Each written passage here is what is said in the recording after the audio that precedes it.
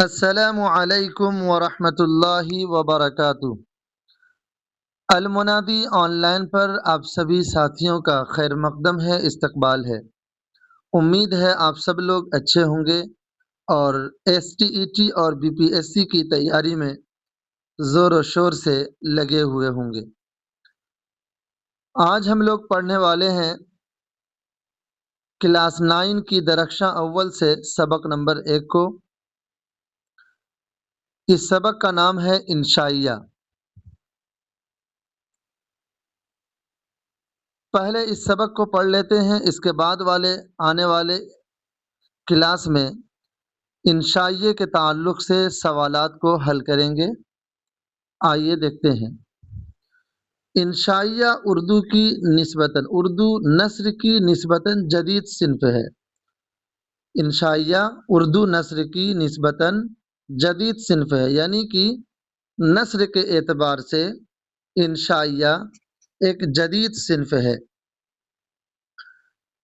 ابتدا میں ہلکے پھلکے مضامین کو انشائیہ کے زمرے میں رکھا گیا، لیکن رفتہ رفتہ انشائیہ کے خد و خال صنف کے طور پر طے ہوتے چلے گئے۔ پہلے ہلکے پھلکے مضامین ہوتے تھے انشائیہ کے اندر، لیکن دھیرے دھیرے لوگوں کی دلچسپی بڑھی اور انشائیہ کے خد و خال میں صنف کے طور پر انشائیہ کے خد و خال صنف کے طور پر طے ہوتے چلے گئے۔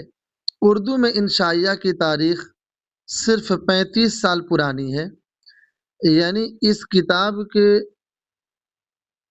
نیو ایڈیشن تک، جو 7واں ایڈیشن اس کتاب کا ہوا ہے، تب تک یہ 35 سال پرانی تھی، اور اب اگر دیکھا جائے تو 43 سال پرانی ہو جاتی ہے انشائیہ کی تاریخ۔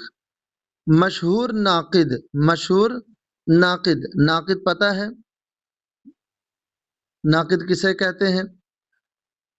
اور انشائیہ مشہور ناقد اور انشائیہ نگار ڈاکٹر جانسن کے الفاظ میں، ڈاکٹر جانسن بہت ہی مشہور ناقد تھے اور انشائیہ نگار بھی، ان کا کہنا ہے کہ انشائیہ ایک ذہنی ترنگ ہے جس میں بے ترتیب، غیر منضبط اور ناپختہ خیالات اور جذبات کا اظہار ہو۔ انشائیہ میں یہ سب چیز ہونی چاہیے کہ جس میں بے ترتیب ہو، غیر منضبط ہو اور ناپختہ خیالات